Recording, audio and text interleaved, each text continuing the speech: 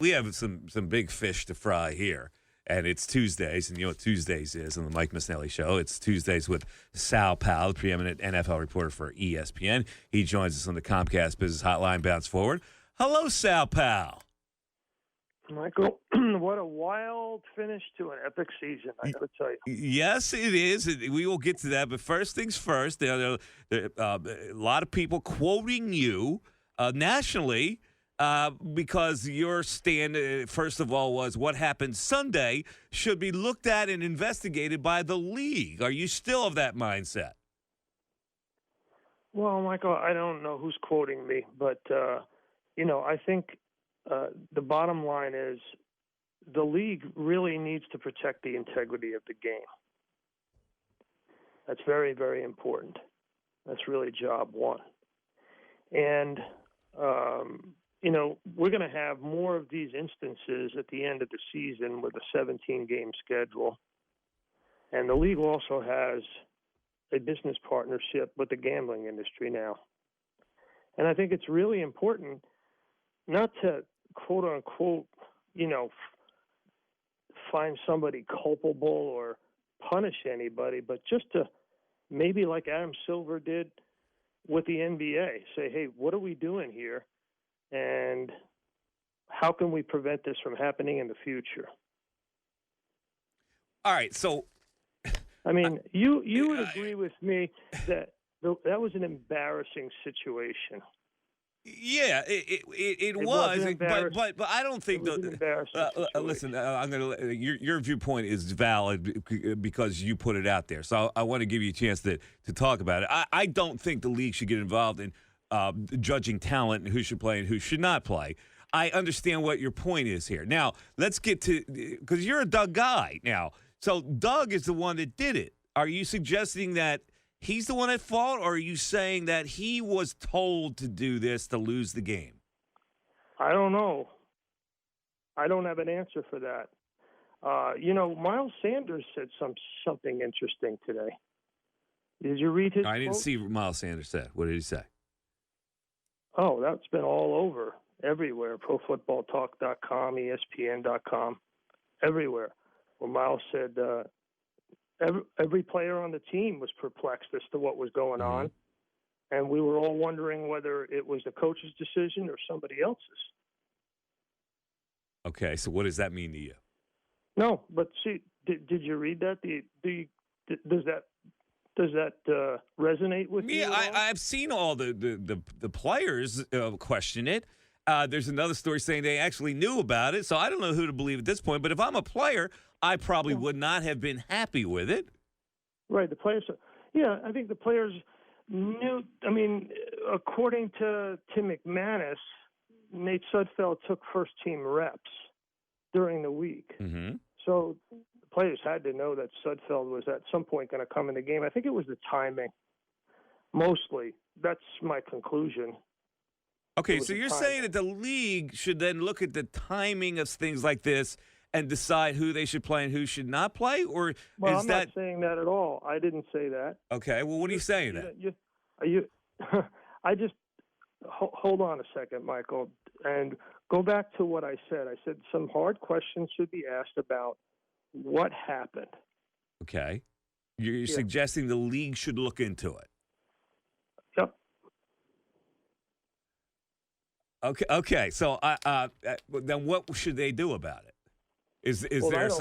I don't have any idea. I mean, I'm not suggesting that I know. I think it's a good idea for them to look into it. All right. Suppose we just say that they wanted to lose the game. Now, mostly the fans are going to be on the side of that, right? So why should the fans care that they put Nate Sudfeld in that game? And who is the league to say that Nate Sudfeld stinks and would play like that? Yeah, good questions. I think I've heard from a lot of different fans a lot of different things. People are outraged by it. People are fine with it because it moves them 3 spots in the first round. What is your feeling about it? I don't have a feeling about it. I think whatever. I thought it was unusual that they did that. I wanted the Eagles to lose.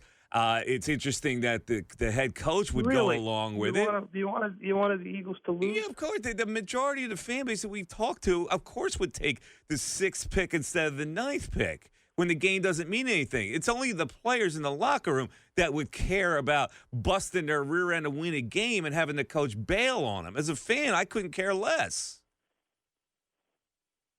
Okay, well, I don't have that view. I think it's important that there is. I think the players really wanted to compete hard, and I think they wanted to win the game. Well, then that's their beef with the coach. If the coach allowed that to happen. That's what Miles Sanders said. Yeah, I mean, I could certainly see that. But if you're asking me as I'm surprised that you didn't hear about Miles Sanders' quote. Well, it came out at like 11 in the morning. Yeah, before you even went on the air. We did hear about it. It happened on another radio station, so we didn't want to go get into that. If you can understand that. So, I've heard on the internet. All right, well, I missed it. All right, so but I've heard other players say the same thing. So it really doesn't matter to me what Miles Sanders said today. I know the players would be upset. What I'm trying to get to here with this whole thing is they have the right to do whatever they want. And they shouldn't be beholden to a 6-win team like the Giants who are going to complain about the integrity. We have nothing to do with the Giants. The Giants wanted to get in the playoffs. They should have won 7 damn games. So I don't know where this justified outrage should be placed. It shouldn't be placed with the fans of the Eagles. They're benefiting from it. I didn't say it was, and I don't think anybody's crying about the Giants. Well, then where's the justified outrage comes from? Where who has the justified outrage? I've heard a lot of fans unhappy about it. I've heard a lot of people unhappy about it, and I heard a lot of players. Well, yeah, because they're not Eagles fans. They're not, like, the only thing that matters here to me is the Eagle fans' perception of that whole thing. If the perception is they're going to benefit, then why should they care what Doug Peterson did? Now, if you're talking about what Doug Peterson did to his team, that's a whole different issue because he did let down his team. So I'm not sure what the NFL should investigate, is what I'm saying. Okay, I hear you. All right, let's move on to another avenue then. Let's talk about the Wentz thing and what has to happen here with these so-called sessions that they're going to have to try to come to some resolution, which could either be to salvage Wentz here or to figure out how they can move him. What do you think about this whole thing, and what do you think can happen? I don't know what's going to happen, Michael. I mean, the fact that Carson Wentz declined to speak to the media kind of speaks volumes. You know, I thought he missed an opportunity there to say, listen, I don't know what people are talking about. I want to stay in Philadelphia. I want to play for this football team.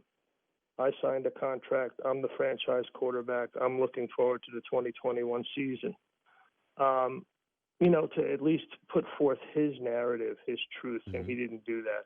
I agree with that. Surprised. Yeah, I agree with that. So knowing that is the landscape here. Can this thing be salvaged? And the other thing is that when the general manager, Howie Roseman, talked to the press yesterday, he never ruled out not trading Carson Wentz. He said, right now we're not talking about it.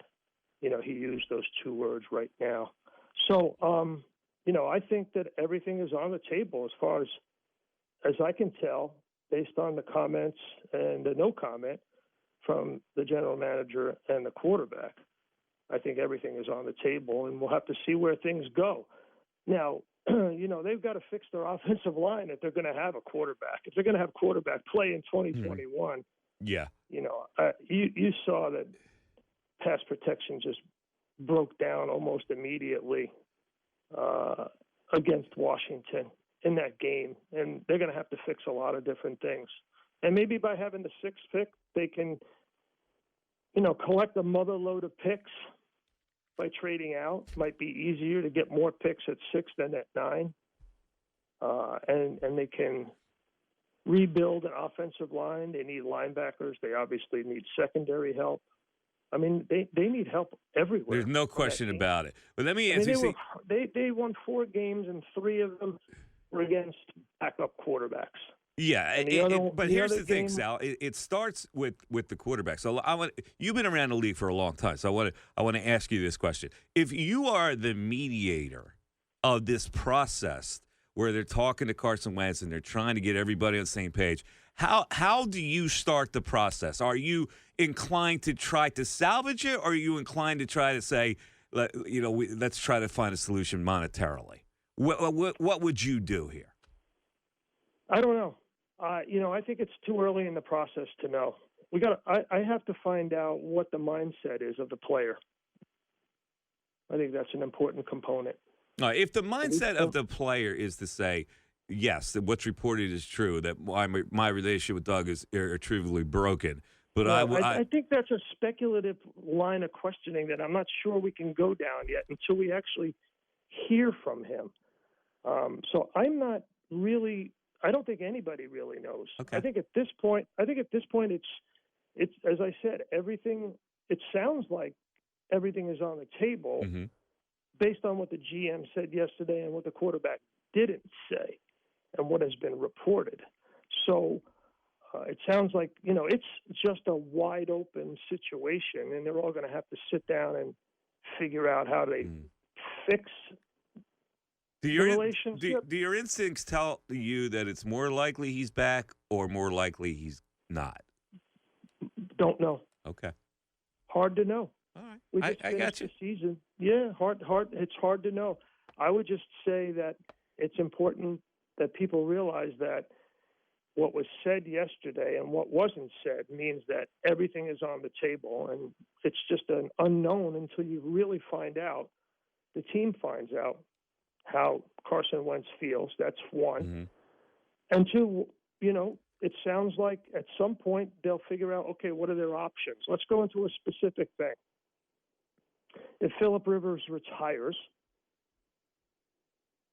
do the Colts have an interest because of Frank Reich?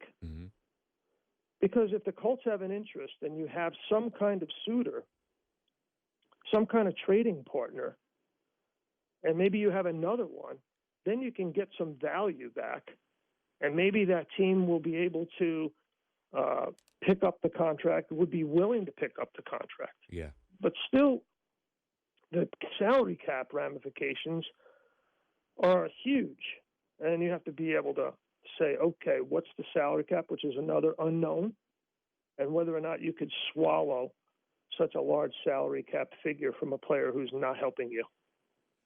All right, this is an ongoing drama that's good for us as far as interest goes, but we'll see how the franchise handles this. Sal, always a pleasure, man. Thank you.